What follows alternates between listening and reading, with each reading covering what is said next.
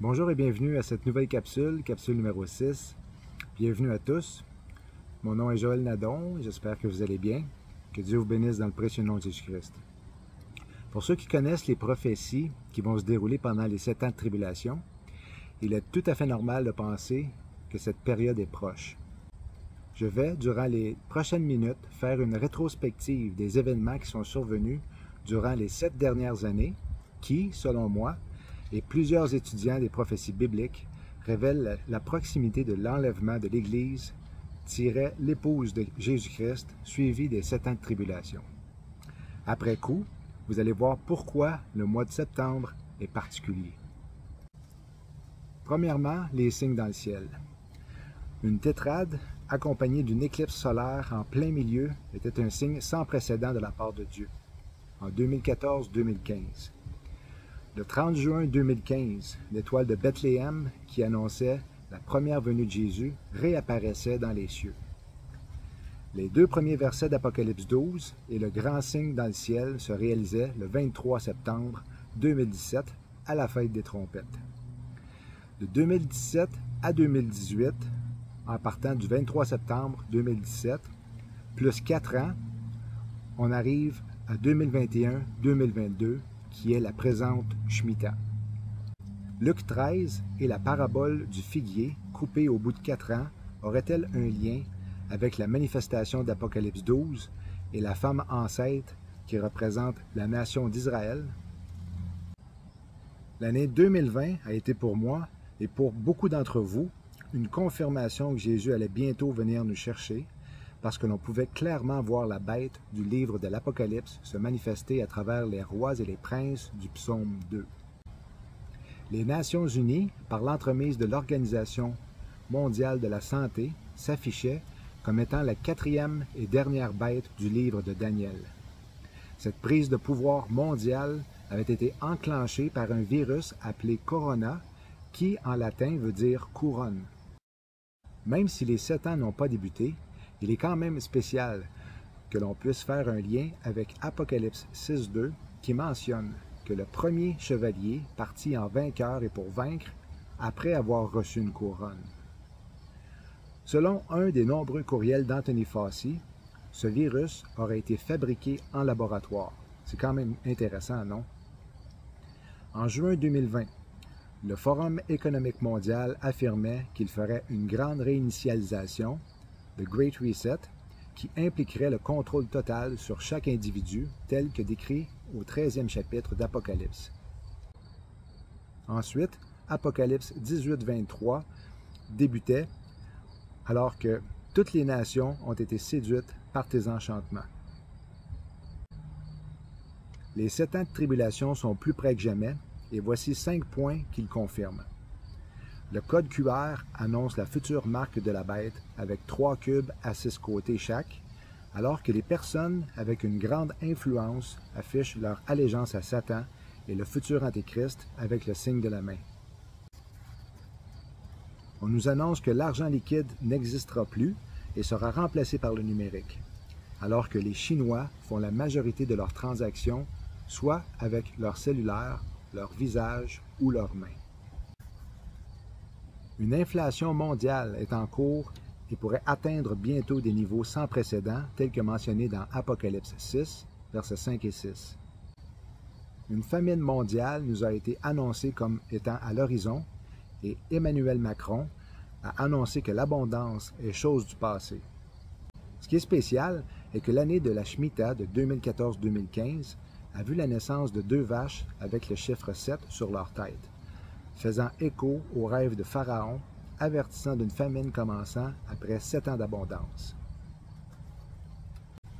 Les coupures d'électricité sont maintenant en cours depuis quelques semaines, déjà dans différents pays. Imaginez ce qui va arriver lorsque la température va descendre.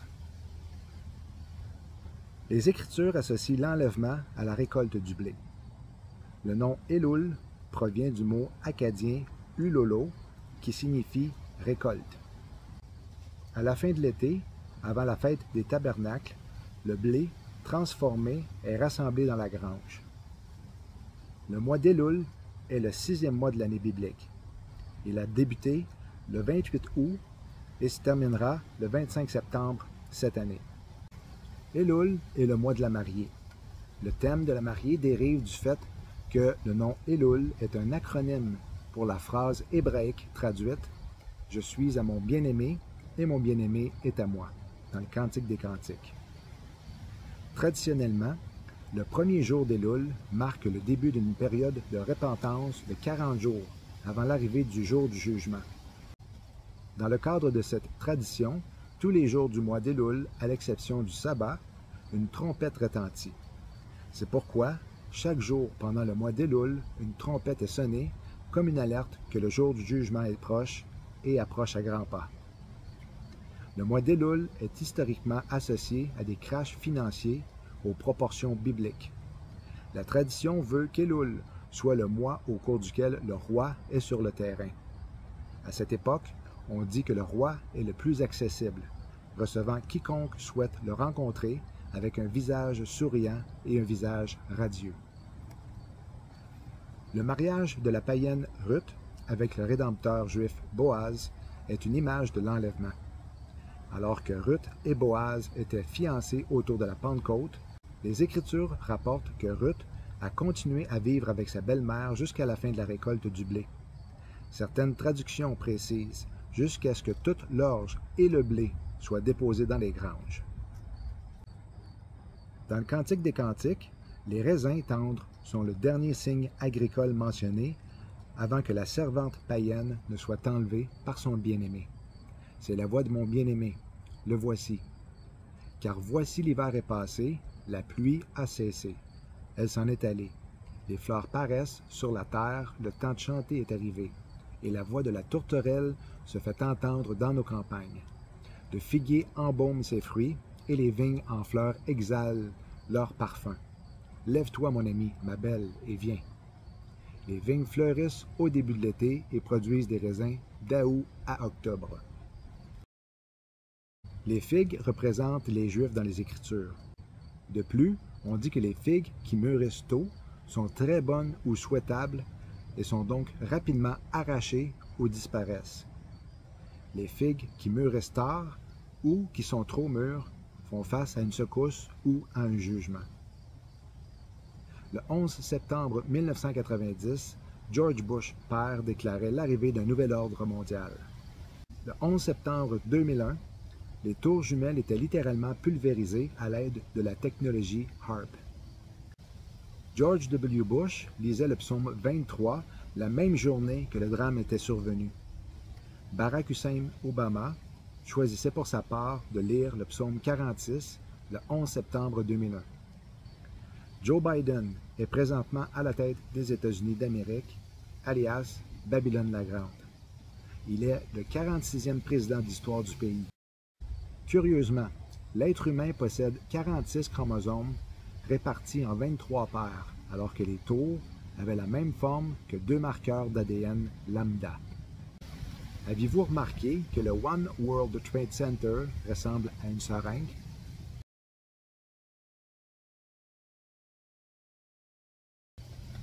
Le chiffre 2 dans l'alphabet hébreu signifie maison.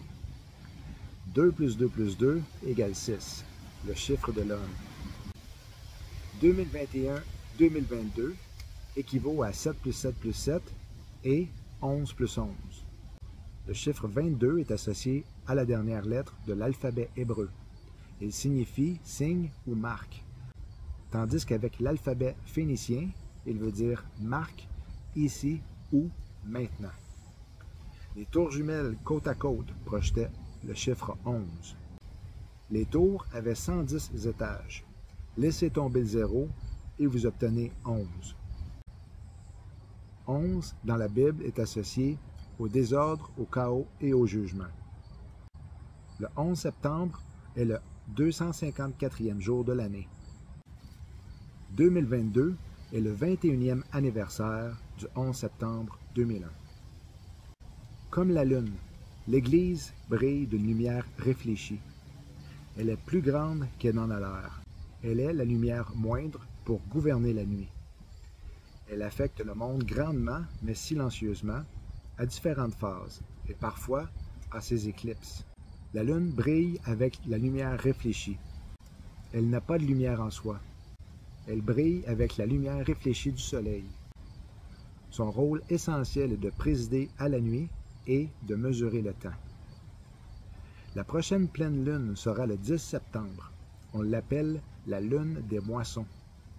Contrairement à d'autres pleines lunes, cette pleine lune se lève presque au moment même du coucher du soleil pendant plusieurs soirées consécutives, offrant aux agriculteurs plusieurs soirées supplémentaires de clair de lune et leur permettant de terminer leur récolte avant l'arrivée des gelées d'automne. Mes frères et sœurs, on est à la croisée des chemins. On assiste présentement à une démolition contrôlée pour créer une famine mondiale et une crise économique. L'essence, le diesel, l'électricité et la nourriture vont être rationnés. L'Antéchrist utilisera le chaos de cette situation pour faire avancer son programme de grande réinitialisation. Il nous annonce 10 hivers difficiles. Au Royaume-Uni, une augmentation de 80% de l'énergie a été annoncée pour le mois d'octobre. Un tiers de tous les citoyens britanniques ont déjà du mal à payer leurs factures d'énergie et cette nouvelle augmentation ne sera même pas mise en œuvre avant octobre. Avec l'hiver qui s'annonce être catastrophique, et si tel est le cas, l'Église doit être enlevée avant. Jésus a bien mentionné que l'enlèvement se produirait comme au temps de Noé, alors que les hommes mangeaient, buvaient, se mariaient et mariaient leurs enfants. Présentement, c'est la normalité pour plusieurs personnes à travers le monde, façon de parler. Les gens ne s'attendent pas à ce que quelque chose d'aussi grandiose se produise très bientôt. Alors, comme dans le temps de Noé, ils ne s'attendaient pas à ce que l'enlèvement arrive. Jésus a aussi dit que l'enlèvement se produirait comme au temps de Sodome et Gomorrhe, alors que les deux anges ont sorti Lot avant la destruction. Tout comme Lot, les chrétiens vont être arrachés de cette terre avant la destruction, avant le jugement de Dieu. 2022 est une année de Shemitah, et comme je l'ai démontré dans la dernière capsule, elle semble être la dernière Shemitah avant les 7 ans de tribulation. L'Église de Jésus-Christ doit être enlevée avant, selon moi, la fête des trompettes, parce que les fêtes de l'Éternel, de Lévitique 23, sont associées à Jésus-Christ et à sa personne, et non à l'épouse de Christ. Et une deuxième raison pourquoi la fête des trompettes ne sera pas accomplie par Jésus-Christ cette année, c'est que lorsque la première venue de Jésus-Christ s'est effectuée, il a accompli les 4 premières fêtes, les fêtes du printemps, la même année. Donc, la même chose doit se produire lorsqu'il va venir sur terre à sa deuxième venue, physiquement, la même année. C'est-à-dire que la fête des trompettes va se dérouler dans les cieux. Ensuite, va arriver la fête des expiations à son retour sur terre, lorsque les Juifs vont se repentir et vont reconnaître Jésus-Christ comme leur Seigneur et Sauveur qu'ils ont crucifié à la croix. Et ensuite, va se dérouler la fête des tabernacles. 2029 semble être l'année, puisque si les tribulations commencent en 2022, 7 ans plus tard, 2029 sera l'année de ces accomplissements. Donc, frères et sœurs, pour ma part, c'est du sérieux. Je crois sincèrement qu'on pourrait être enlevé alentour du 11 septembre à la pleine lune. Sinon, le 23 septembre est aussi une autre grosse date à cause des annonces qu'ils font par rapport à une catastrophe qui pourrait survenir. Donc, tenez-vous prêts parce que nous sommes sur le point de rencontrer Jésus-Christ face à face. Shalom.